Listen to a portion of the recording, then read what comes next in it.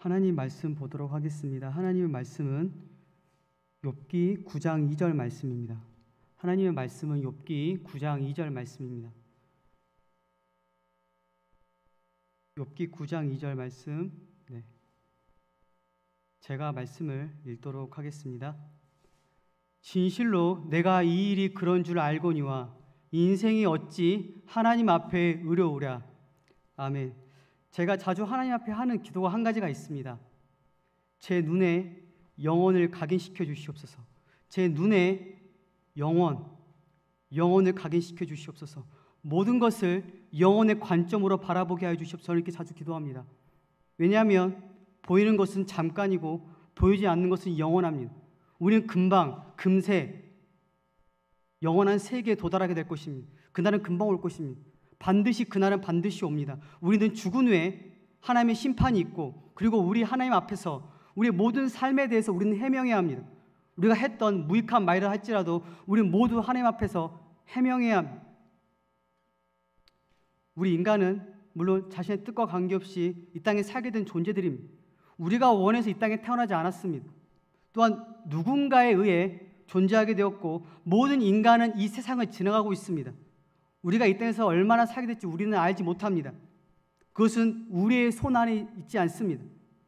정해진 때가 되면, 정해진 시간에 우리는 이 세상을 떠나고, 또한 그리고 저 세상에서 우리가 하나님을 대면하게 될 것입니다. 그리고 우리는 이 질문, 인생이 어찌 의로우라는 우린 질문을 대면하게 될 것입니다. 19세기 미국의 위대한 정치가였던 다니엘 웹스터에게 어떤 사람이 이런 질문을 했습니다. 당신이 그 가진 탁월한 지성으로 한 위대한 생각 중에 가장 위대한 사색은 무엇이었습니까? 그러자 다니엘 웹스터가 이렇게 대답했습니다. 내가 하나님 앞에, 심판대 앞에 서야 한다는 것이며 그분 앞에 나의 삶을 해명해야 한다는 것입니다. 여러분 준비되었나요? 여러분 이것을 준비되었나요? 여러분 생각해 본 적이 있나요? 내가 하나님 앞에 서게 될 그날이 있다는 것, 반드시 나의 삶에 대해서 해명해야 한다는 것, 그날은 피할 수 없다는 것, 반드시 그날은 온다는 것, 여러분 생각해 본 적이 있나요? 여러분, 세계 곳곳에 재림의 징조가 보이고 있습니다. 세계 곳곳에서 주님께서 오실 날이 얼마 남지 않았어요. 보여주는 여러 징조들이 나타나고 있습니다. 여러분, 주님은 오실 날이 얼마 남지 않았습니다. 그날은 반드시 옵니다. 주님께 다시 오시는 그날에 우리 모두는 하나님의 심판 앞에 서게 될 것이고, 우리의 모든 것들이 다 드러나게 될 것입니다. 그리고 거기서 내가 의인으로 발견될지 아니면 죄인으로 발견될지, 영원한 영광에 들어가게 될지 영원한 저주에 들어갈지, 여러분 그때 모든 것들이 다 드러나게 될 것입니다. 우리가 이 땅에 주어진 이 시간 동안에 나를 살피고 내가 과연 나에게 의롭게 된 믿음이 있는지, 예수 그리스도의 생명이 있는지 살피는 게 우리의 최우선입니다. 여러분들 아마 젊고 힘이 넘치기 때문에 아마 이렇게 생각할 것입니다. 이것은 천천히 생각해야 될 문제다. 또한 나에게는 아직 먼 이야기다. 좀 더 안정이 생기고 가정을 꾸리고 또한 중년에 대해서 천천히 생각해야 될 문제다라고 생각할 사람도 있겠습니다. 또한 살고 죽는 문제 가지고 급하게 생각하지 말라고 생각할 분도 아마 있을 겁니다. 근데 여러분, 시편에서 모세가 이렇게 말합니다. 인생이 신속히 가니 우리가 날아간다고 말합니다. 여러분, 우린 날아갑니다. 우리의 인생은 날아갑니다. 여러분, 제가 확실한 사실 한 가지 말씀드리겠습니다. 우린 100년 안에 다 죽습니다. 저도 100년 안에 하나님의 심판 앞에 서게 됩니다. 여러분, 준비됐습니까? 여러분, 준비되었나요? 의롭게 된 믿음, 그 믿음이 여러분에게 있나요? 우리 인생은 창공을 나는 새처럼 금세 우리 시야에서 사라집니다. 아침에 폈다 지는 꽃처럼 금세 시들어버립니다. 우리의 아름다움, 우리의 강인함, 우리의 위대함은 금세 소멸돼 버립니다. 또한 인생은 불확실합니다. 잠언 27장 1절에서 이렇게 말씀합니다. 내일 일을 자랑하지 말라. 내일에 무슨 일이 일어날지 우리는 알지 못한다. 맞습니다. 우리 알지 못해요. 우리 한참도 보지 못합니다. 여러분들은 내가 내일 지금 같은 동일한 일상을 누릴 수 있을 거라고 혹시 생각하나요?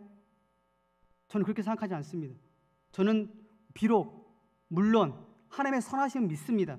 하나님의 은혜를 믿고 그분의 보호를 믿습니다. 하지만 하나님께 저에게 정하신 그 섭리, 그 은혜가 언제까지 저는 알 수 없습니다.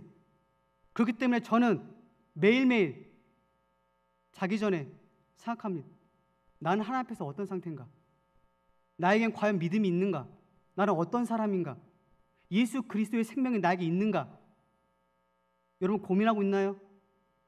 내가 정말 하나님 앞에 의로운 존재인지 여러분 고민해 본 적이 있나요? 여러분 오늘 하루에도 전 세계에서 수많은 사고, 불의의 사고도 일어나고 있습니다. 여러분 우리는 알지 못해요. 이 코로나 바이러스가 이렇게 오랫동안 창궐할지 우리는 아무도 알지 못했습니다. 정말 몰라요. 내일 내가 살아있을지 저는 확신하지 않아요. 앞으로 어떤 일이 일어날지 1년 후에, 10년 후에, 20년 후에 내가 과연 이 세상에 있을지 저는 모릅니다. 하지만 확실한 건 여러분들이 그리스도 안에 있다면, 여러분이 믿음으로 말미암아 의롭다함을 받았다면 여러분 영생은 확실히 보장됩니다. 정말 여러분이 믿음이 있다면. 저는 사람의 죽음에 대해서 이렇게 표현하죠. 돌아갔다, 돌아가셨다라고 표현합니다. 근데 여러분 이 돌아갔다라는 단어가 매우 의미심장해요. 저 되게 인상적인 단어라고 생각합니다. 왜냐하면 그래서 선조들이 만들어낸 단어예요. 선조들은 생각했어요. 선조들은 성경의 계시를 받지 못했습니다. 그러나 그럼에도 불구하고 우리가 어떤 위대한 실제에게 돌아간다는 그런 생각이 있었어요. 그런 생각이 있었습니다. 돌아간다. 만물이 주에게서 나오고 주로 말미암아 주에게로 돌아간다고 성경이 얘기합니다. 우리는 돌아가게 되어 있어요. 누구에게로요? 하나님께로요. 저와 여러분 하나님께 책임이 있습니다. 하나님께서 우리에게 율법을 주셨습니다. 우리 하나님의 소생입니다. 우리 하나님의 피조물이에요. 우리는 마땅히 하나님의 명령에 복종해야 되고 그분께 순종해야 합니다. 그분께 책임이 있습니다. 우리 이성이 있고 우리 양심이 있다면 여러분들 모두 알고 있어요. 여러분의 마음에 하나님을 언젠가 대면한다는 사실, 그분께서 계신다는 사실, 내면의 음성이, 여러분의 양심이 다 증거하고 있습니다. 여러분 혹시 그 진리의 음성 혹시 억누르고 있지는 않나요? 여러분 하나님을 대면할 준비가 되었습니까?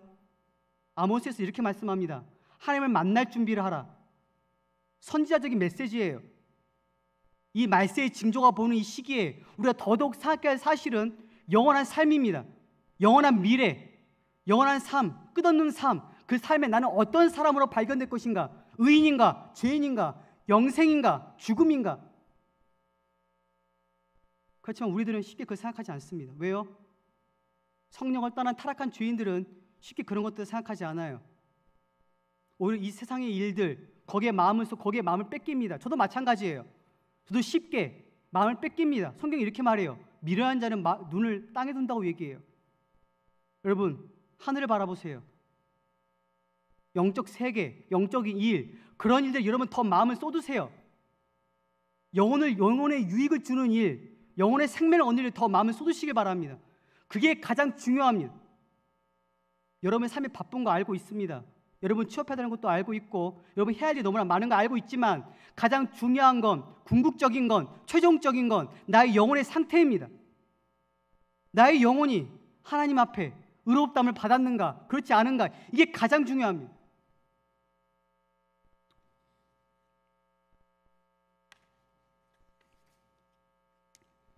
좀 돌아와서 욥의 질문에서 한번 살펴보도록 하겠습니다. 이 질문을 좀 더 이해하기 쉽게 표현하면 이렇게 표현할 수 있습니다. 인간이 어떻게 하나님과 화해할 수 있는가? 또한 죄인이 거룩하신 하나님 존전 앞에 어떻게 설 수 있는가? 이 질문입니다. 인생이 어찌 의로운 질문, 바로 이런 질문입니다. 여러분, 인간이 어떻게 하나님과 화해할 수 있을까요? 우린 죄인입니다. 우린 죄인이에요. 여러분 이 사실을 믿으시나요? 확고하게 믿으시나요? 이 질문 안에는 위대한 기독교 진리 몇 가지가 내포되어 있습니다. 4가지가 내포되어 있습니다. 자, 이거 4가지를 말씀드리고 우리가 어떻게 하나님 앞에 의롭다함을 받을 수 있는지 제가 방법에 대해서 말씀드리겠습니다. 첫 번째 기독교 진리, 위대한 진리는 인간은 언제나 하나님 앞에 있습니다. 여러분 이 사실을 믿으시나요? 여러분 어디 있든 어디에 숨든 그곳에는, 모든 곳에는 하나님께서 계십니다. 그분의 눈길을 피할 수 있는 곳은 아무도 없어요. 흑암이라도 피할 수 없습니다. 흑암이라도 그분 앞에 빛과 같이 다 드러납니다. 만물이 벌거벗은 것 같이 모든 것이 다 드러난다고 성경 기록되어 있습니다. 또 이렇게 얘기합니다. 내가 천지에 충만하지 아니하냐. 여러분, 여호와는 편지하십니다. 무소부지하십니다. 여러분, 어디에 숨든 그분은 다 보고 계십니다. 여러분, 그렇기 때문에 요셉이 그렇게 자신을 주의하지 않았나요? 우리 각 개개인, 여러분, 각 개개인이 목전에 서 있는 겁니다. 이거 꼭 기억하시기 바랍니다. 우리 각자 개개인, 우리 한 사람 한 사람이 하나님 목전에 서 있고 그 사람이 죽은 후에 심판을 받습니다. 우리가 뭉뚱그려 구원받거나 하지 않아요. 우리 각 사람이 하나님 목전에, 그분 앞에 우리가 서 있습니다. 여러분, 이 사실을 안다면, 여러분 사실 인정한다면 여러분의 삶이 막 총체적으로 바뀔 겁니다. 정말 조심스럽고 거룩한 삶을 지향하게 될 것입니다. 우리가 대부분 성화에 자극받지 못하는 것, 우리가 거룩한 삶을 살도록 자극받지 못하는 것은 이 진리를 잊기 때문이에요. 여러분들이 이 진리를 안다면, 내가 하나님 앞에 서 있다는 사실 굳게 믿는다면 우리는 쉽게 범죄할 수 없습니다. 정말이에요. 이 사실을 알고도 죄 가운데 지속적으로 빠진다면 저는 그 사람이 정말 그리스도인지 모르겠습니다. 두 번째 위대한 진리는 하나님 앞에 사는 인간이 불의합니다. 의롭지 못하다는 겁니다. 여러분, 이것은 법정적인 겁니다. 법정에서 사용하는 사법적인 용어입니다. 여러분, 우리 인간은 하나님 앞에 이미 유죄 선고를 받은 사람들입니다. 여러분, 우리에게 원죄가 있습니다. 원죄, 태어날 때부터 본래적으로 가지고 있는 더러움, 죄, 그것이 원죄입니다. 이 원죄가 하나님을 진노케 하고 하나님을 분노케 합니다. 하나님의 저주를 받게 만듭니다. 우리는 이미 모두 하나님의 법정 앞에서 유죄 선고를 받은 사람입니다. 그 누구도 그 어떤 사람도 유죄 선고를 받지 않은 사람은 아무도 없습니다. 여러분, 이것을 인정하나요? 정말 이것을 인정하십니까? 여러분, 유죄 선고 받은 사람들이 받아야 할 형벌이 뭘까요? 지옥입니다. 지옥. 여러분, 하나님은 무한히 탁월하시고 무한히 거룩하시고 지극히 순결하시고 아름다우시고, 여러분, 하나님의 눈에는 악이 참아, 그분의 눈에는 악을 볼 수가 없습니다. 그분은 악을 견딜 수 없으신 분, 그분은 죄를 혐오스러워 하시는 분입니다. 우리 아무리 사소한 죄라도, 아무리 작은 죄라도 우리가 지옥에 들어가기 합당합니다. 대포뿐만 아니라 작은 소총도 사람을 죽이기 충분합니다. 배에 난 작은 구멍이라도 그 배를 침몰시키기 충분합니다. 우리 아무리 작은 죄, 성경에서 이렇게 말합니다. 율법을 지키다가 하나라도 범하면 모든 것을 다 범하게 된다. 야고보서 2장 10절 말씀입니다. 진리예요.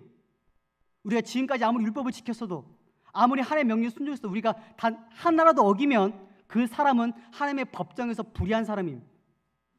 불의한 사람, 하나님의 저주를 받아야 할 사람, 형벌을 받아야 할 사람, 하나님의 진노케 하는 사람입니다. 세 번째 위대한 진리는 이어서 모든 사람이 불의합니다. 모든 사람. 여러분, 성경 분명히 말씀합니다. 행위로 의롭다함을 받을 육체는 없다고 말합니다. 그 누구도, 그 어떤 종교도 구원하지 못합니다. 자신의 인간적인 노력, 행위, 애씀, 금욕, 이런 것은 구원하지 못합니다. 이미 다 인간은 실패했습니다. 인간의 지혜로도 구원한 건 실패했고, 인간의 노력으로도 구원할 수 없으면 이미 역사적으로 다 증명되었습니다.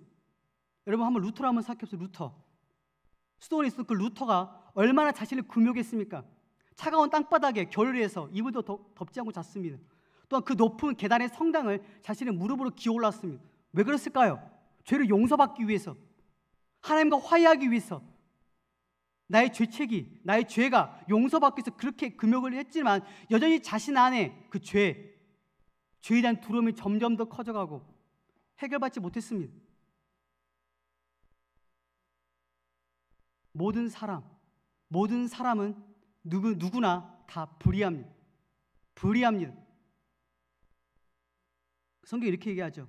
선을 행하는 자가 없으며 다 함께 치우쳐 무익하게 되고 그의 마음으로 생각하는 계획이 모두 악할 뿐이고 만물보다 심히 부패한 것이 마음이고 모든 사람이 죄를 범하며 하나님의 영광에 이르지 못했다. 또 다윗은 얘기합니다. 주의 눈에 의로운 인생이 없다. 솔로몬이 얘기합니다. 범죄하지 않는 사람이 아무도 없다. 여러분, 인간은 전적으로 타락했습니다. 완전히 망가졌습니다. 도저히 가망이 없는, 소망이 없는, 희망이 없는 타락하고 부패한 존재들. 여러분, 로마서 1장 말씀 한번 보세요. 로마서 1장 말씀과 지금 이 시대의 모습 한번 대비해 보시기 바랍니다. 그러면 정확하게 일치합니다. 인간이 얼마나 끔찍하게 타락했는지 우리는 부인할 수 없습니다. 네 번째, 오늘 본문의 말씀에서 나타나고 있는 기독교 위대한 진리의 마지막은 그리스도의 절대적인 필요성입니다. 그리스도. 여러분, 결국 욥기를 통해서 하나님께서 우리에게 말씀하시고자 하는 요지는 불의한 인간이 구원받기 위해서 그리스도가 절대적으로 필요하다는 겁니다. 여러분, 욥기 전체에 이게 면밀히 흐르고 있는 것, 바로 그리스도에 대한 계시입니다. 여러분, 욥은 그리스도에 대한 계시를 받았습니다. 그래서 욥기 다른 구절에서 대속자에 대한 얘기를 합니다. 대속자, 나의 죄를 대신해서 속죄할 대속자에 대한 얘기를 합니다. 이게 욥기의 핵심입니다. 인간이 어떻게 하나님과 화해할 수 있는가? 그 답은 그리스도에 있습니다. 그리스도. 여러분 예수 그리스도 믿으십니까? 여러분 정말 그분을 믿으십니까? 여러분 그분이 우리 위해서 어떤 일을 하셨죠? 어떤 일을 하셨습니까, 여러분? 그 십자가에서 매달리셨습니다. 매달리셨고 우리의 죄를 취하여 자신의 아들 위에 머리에 두셨습니다. 그리고 우리를 대신해서 자신의 아들에게 심판을 선고하셨고 형벌을 내리셨고 모든 형벌을 쏟아 부으셨습니다. 이게 바로 십자가입니다. 우리의 죄가 옮겨지고 우리의 죄가 그 아들에게 옮겨지고 예수 그리스도의 그 의로움, 예수 그리스도의 그 완전함, 예수 그리스도의 의로움이 우리들에게 전가된 겁니다. 그것을 통해서 우리가 의롭다움을 받습니다. 여러분, 우리는 우리 행위로는 의롭다움을 받을 수 없습니다. 우리가 의롭다움을 받을 수 있는 오직 유일한 이유는 예수 그리스도의 의로움입니다. 그것이 우리의 모든 죄책, 우리의 모든 형벌, 우리의 모든 가진 모든 원죄들을 다 가리고 하나님 앞에 의인으로 서게 합니다. 그 성경은 얘기합니다. 나의 사랑하는 어여쁜 자야, 아무 흠이 없구나. 너는 아름답다. 너는 아무 흠이 없다. 너는 거룩하다. 너는 깨끗하다. 여러분, 우리 죄인이에요. 우리 죄인입니다. 그럼에도 불구하고 그 예수 그리스도의 의로움, 십자가에서 나타난 그 예수 그리스도의 의로움을 믿는 사람들, 그로움을 취한 사람들, 예수 그리스도의 의에 옷을 입은 사람들은 하나님 앞에 의로운 자로 나타나게 되고 더 이상 죄수가 아닙니다. 죄인이 아닙니다. 그 사람은 하나님께서 아버지십니다.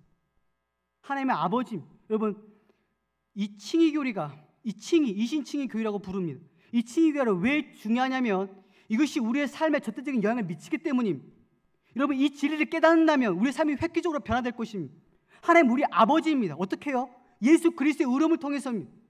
우리가 전에는 어둠이었고 하나님의 심판과 진노와 저주와 보복을 받아야 하지만 예수 그리스도의 그 의로움을 통해서 우리가 이제는 하나님의 총애를 받게 되고 하나님의 사랑을 받게 되고 하나님께서 우리를 영접하게 되고 하나님의 축복을 우리에게 부으시기 위해서 준비하고 계시는 분입니다. 이것을 믿으시나요? 그럼 믿으시나요, 여러분? 여러분, 때때로 우리들이 범죄하는 거 알고 있습니다. 죄를 짓는 거 알고 있습니다. 우리는 연약해서 죄를 짓습니다. 하지만 그럼에도 불구하고 예수 그리스도를 믿고 의롭다함 받은 사람은 여전히 하나님 앞에 의인입니다. 그렇기 때문에 십자가의 보혈을 의지해서 계속적으로 하나님 앞에 나아가야 합니다.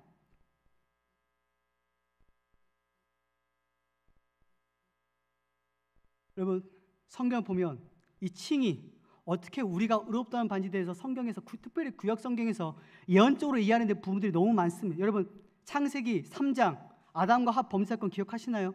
여러분, 아담과 하와가 범죄한 직후에 하나님께서 어떤 일을 하셨죠? 동물의 가죽을 아담과 하와에게 입히셨습니다. 그의 수치, 그의 부끄러움을 가리시고 동물의 가죽을 입히셨어요. 이것이 뭘 상징할까요? 이것이 무엇의 그림자일까요? 예수 그리스도의 의로움입니다. 여러분, 또한 출애굽기를 한번 생각해 보시죠. 출애굽기. 여러분, 출애굽기에서는 여러분 하나님께서 제사 의식을 세웠습니다. 아론을 세우셨고 아론에게 보석과 같이 장식한 아름다운 옷을 입혀서 1년에 한 번씩 성소에 들어오게 하셨습니다. 여러분, 그 옷이 뭘 상징할까요? 예수 그리스도의 의로움에 대한 모형입니다. 모형, 그림자. 그것을 통해서 우리가 의롭다함을 받습니다. 여러분, 아론은 죄인입니다. 범죄한 사람입니다. 그런데 불구하고 그 거룩하신 하나님 임재 앞에 설 수 있었던 이유는 예수 그리스도의 의로움을 입었기 때문입니다. 우리가 그 의로움을 입고 우리는 담대하게 확신을 가지고 하나님께 나아갈 수가 있습니다.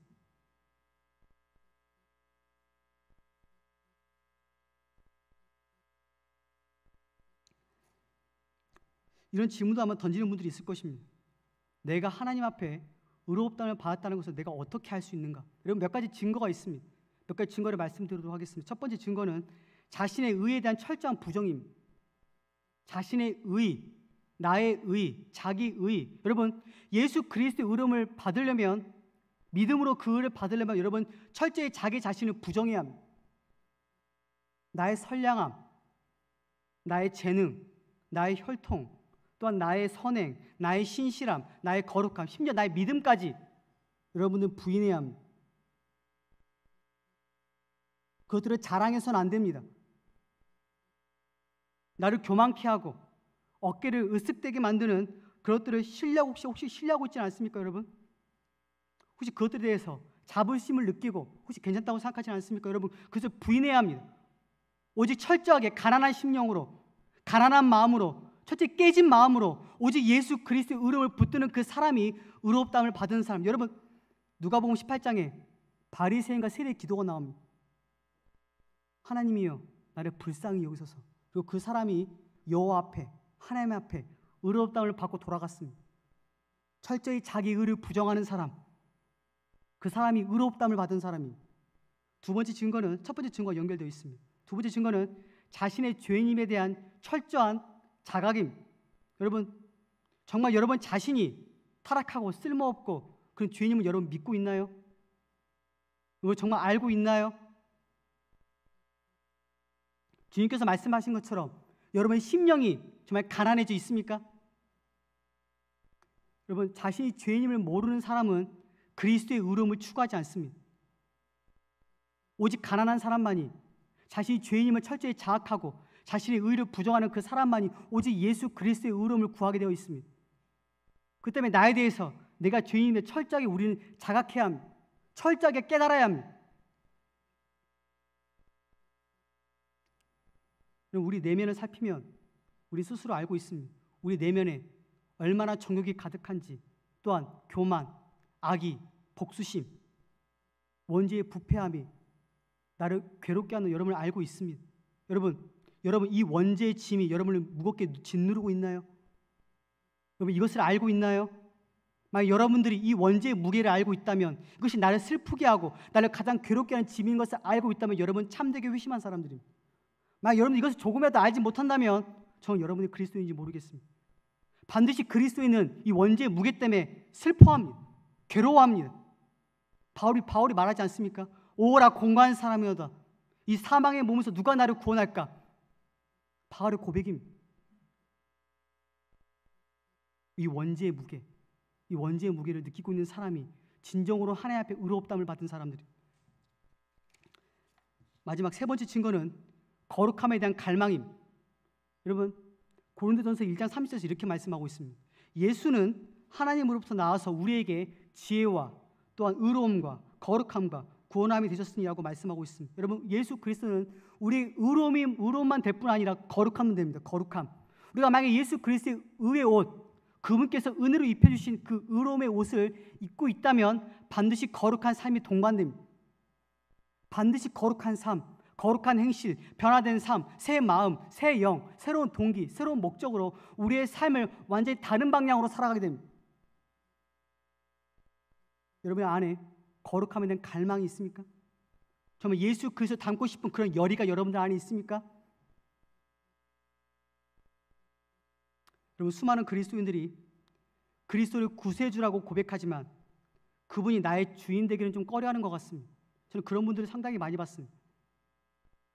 천국에는 들어가고 싶고 죄는 여전히 사랑하면서 그리스도를 반쪽짜리 구원자로 만든 사람들이 있습니다. 그들에게 그저 그리스도의 피는 여전히 죄를 짓도록 합리화시켜주는 수단입니다. 저는 그들을 생각하면 마음이 괴롭습니다. 그들은 위선자입니다.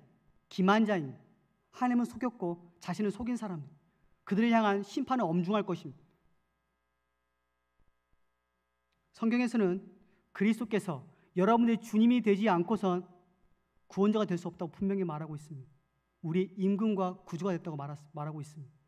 여러분이 정말 예수 그리스도께서 주인이 되셨다면 여러분들은 예수 그리스도를 구원자를 믿고 있는 겁니다. 마지막 한 가지만 질문하고 마치도록 하겠습니다. 여러분, 그리스도를 나의 것이라 정말 여기고 있습니까? 그리스도의 의를 나의 의라고 정말 말할 수 있습니까? 여러분, 예수 그리스도 생명이 여러분 안에 있습니까? 정말 그분만을 신뢰하고 있습니까? 정말 그분만을 사랑하고 있습니까? 나의 의는 버리고 오직 철저하게 예수 그리스도만, 그분만을 신뢰하고 있습니까? 여러분, 너무 중요한 질문입니다.